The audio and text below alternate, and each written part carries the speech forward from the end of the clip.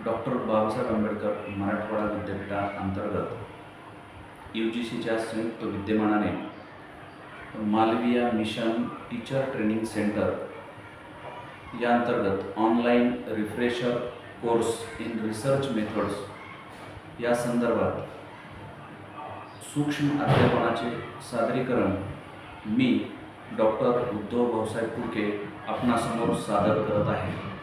आजच्या सादरीकरणाचा विषय आहे परिकल्पना किंवा गृहीत कृत्य किंवा हायपोथेसिस। संशोधक संशोधन करत असताना आपल्या संशोधन समस्येच्या संदर्भात परिकल्पना कोणकोणत्या आहेत, कशा मांडायच्या आहेत किंवा हायपोथेसिस कसे मांडायचे हे आज आपण याविषयी माहिती अभ्यासणार आहोत।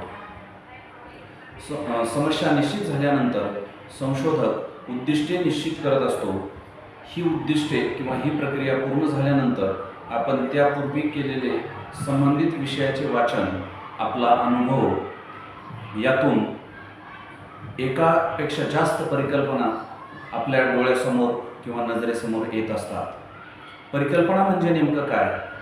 तर परिकल्पना म्हणजे समस्येचे निराकरण करण्याकरिता पूर्वानुभव, अभ्यास, तर्क यावर आधारित हंगामी उपाययोजना सांगितली जाते, त्यास परिकल्पना असे म्हणतात। म्हणजेच आपल्या संशोधन समस्येच्या संदर्भामध्ये कोणती उद्दिष्टे डोळ्यासमोर असतात किंवा कोणते पूर्वानुभव घेतले किंवा कोणते तर्क मांडायचे असतात या संबंधी मांडलेली उपाययोजना म्हणजे परिकल्पना होय। संशोधन समस्येच्या उत्तरापैकी संशोधकाला जास्तीत जास्त योग्य वाटणारे उत्तर म्हणजे संशोधनाची परिकल्पना होय। म्हणजेच आपण जी काही संशोधकाने संशोधन समस्या निवडलेली आहे, या निवडलेल्या संशोधन समस्येच्या संदर्भामध्ये जे काही उत्तर आपणाला अपेक्षित आहे, या उत्तराच्या जवळजवळ जाणारी पद्धत किंवा उत्तराच्या जवळ जाणारे योग्य उत्तर म्हणजे समस्येच्या संदर्भामधील योग्य उत्तर म्हणजे परिकल्पना होय। परिकल्पना म्हणजे संशोधकाचा अनुभव, अभ्यास व तर्क या तिन्हीवर आधारित समस्यांचे संभाव्य उत्तर होय। समस्येवर हा पडताळा न पाहिलेला, खात्री न केलेला, परीक्षा न घेतलेला उपाय म्हणजे परिकल्पना होय। आता परिकल्पनेची वैशिष्ट्ये नेमकी कोणती आहेत? परिकल्पनांच्या साहाय्याने संशोधनाची दिशा ठरविता येते। म्हणजे आपले संशोधन कशा पद्धतीने पूर्ण करायचे आहे याची दिशा ठरवता येते। माहिती कोणत्या प्रकारची व किती प्रमाणात गोळा करायची याचे संशोधकास मार्गदर्शन मिळते। त्याचबरोबर परिकल्पना ह्या एक व अनेक असू शकतात। समस्या पृथक्करण केल्याने उद्दिष्ट ठरविता येतात। उद्दिष्टांच्या आधारे परिकल्पना निश्चित करता येते। संशोधक जी माहिती गोळा करतो त्यावरून प्रत्येक परिकल्पना मान्य किंवा त्याज्य ठरते। अशा पद्धतीची परिकल्पनेची वैशिष्ट्ये आपल्याला सांगता येतील।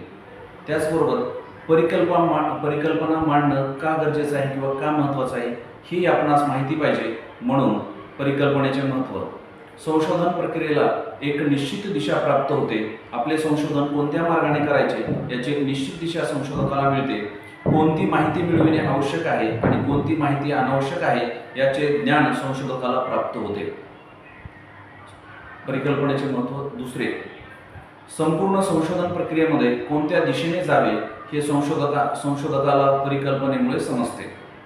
परिकल्पनेमुळे संशोधन प्रक्रियेची संबंधित लहानात लहान माहिती प्राप्त करण्याचे संशोधक विसरत नाही। निरनिराळ्या चलांचे कार्यकारण, भावसंबंध प्रस्थापित करण्याच्या प्रयोगात्मक संशोधनास मदत होते। मर्यादित काळात सत्यता पडताळून पाहण्यास संशोधकाला मदत होते। यानंतर परिकल्पनेची काही वैशिष्ट्ये। परिकल्पना ही मापनक्षम असते। सर्व शब्दांचे मापन परिकल्पनेमध्ये करता येते।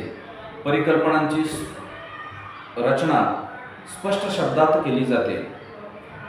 संशोधन पद्धती परिकल्पना अनुरूप असते। योग्य मुदतीत त्या परिकल्पनेची स्वीकृती किंवा फेटाळणी करता येते। परिकल्पना दोन किंवा अधिक चलांचा संबंध दर्शवणारी असते। अशा प्रकारे परिकल्पनेविषयी आपण माहिती अभ्यासली, परंतु आपली परिकल्पना नेमकी कोणत्या प्रकारामध्ये बसते किंवा आहे हे संशोधकाला माहिती होण्यासाठी परिकल्पनांच्या प्रकाराविषयी सुद्धा माहिती असणे गरजेचे आहे. परिकल्पनांचे प्रकार. नंबर 1, संशोधन परिकल्पना. ज्या परिकल्पनेमध्ये अनुभवात्मक, निर्णयात्मक, निश्चित असे विधान असते ज्यामध्ये 2 किंवा अधिक चलामधील संबंध स्पष्टपणे सांगितलेला असतो त्यास संशोधन परिकल्पना असे म्हणतात. उदाहरणार्थ, मध्यम आर्थिक, सामाजिक, शैक्षणिक दर्जा असणाऱ्या पालकांची माध्यमिक शाळेत शिकणारी मुले कनिष्ठ आर्थिक, सामाजिक, शैक्षणिक दर्जा असणाऱ्या मुलांपेक्षा जास्त प्रावीण्य मिळवतात. परिकल्पनेचा दुसरा प्रकार, शून्य परिकल्पना. एका संशोधन परिकल्पनेच्या आधारे 2 प्रकारच्या सांख्यिकीय परिकल्पना तयार होऊ शकतात.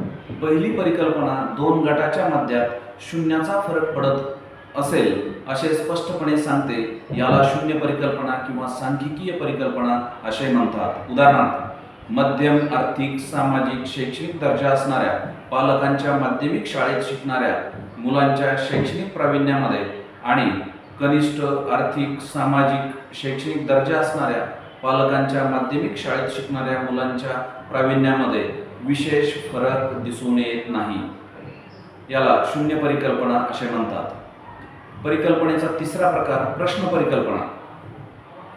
मध्यम आर्थिक, सामाजिक, शैक्षणिक दर्जा असणाऱ्या पालकांच्या माध्यमिक शाळेत शिकणाऱ्या मुलांच्या शैक्षणिक प्रावीण्यामध्ये आणि कनिष्ठ आर्थिक, सामाजिक, शैक्षणिक दर्जा असणाऱ्या पालकांच्या माध्यमिक शाळेत शिकणाऱ्या मुलांच्या शैक्षणिक प्रावीण्यामध्ये विशेष उल्लेखनीय फरक असतो का? म्हणजेच या परिकल्पनेमध्ये प्रश्नचिन्ह निर्माण होते, त्या प्रश्नाचं उत्तर शोधावं लागतं. अशा पद्धतीची ही प्रश्न परिकल्पना असते. अशा प्रकारे आज आपण परिकल्पनांचे प्रकार याविषयी माहिती अभ्यासली. मांडलेल्या परिकल्पनांचे परीक्षण सुद्धा करणे गरजेचे असते. ज्या परिकल्पना मांडलेल्या आहेत त्या संशोधकाने स्वीकारायच्या की त्याज्य करायच्या हे परिकल्पनांच्या परीक्षणावरून ठरवावे लागते व त्यानुसार योग्य ते निष्कर्ष काढले जातात. अशा प्रकारे आज आपण परिकल्पनांच्या प्रकाराविषयी माहिती अभ्यासली व संशोधन कार्य करत असताना संशोधनामध्ये परिकल्पना कशा पद्धतीनं मांडायच्या किंवा गृहीत कृत्य किंवा हायपोथेसिस कसे मांडायचे याविषयी माहिती अभ्यासली. धन्यवाद.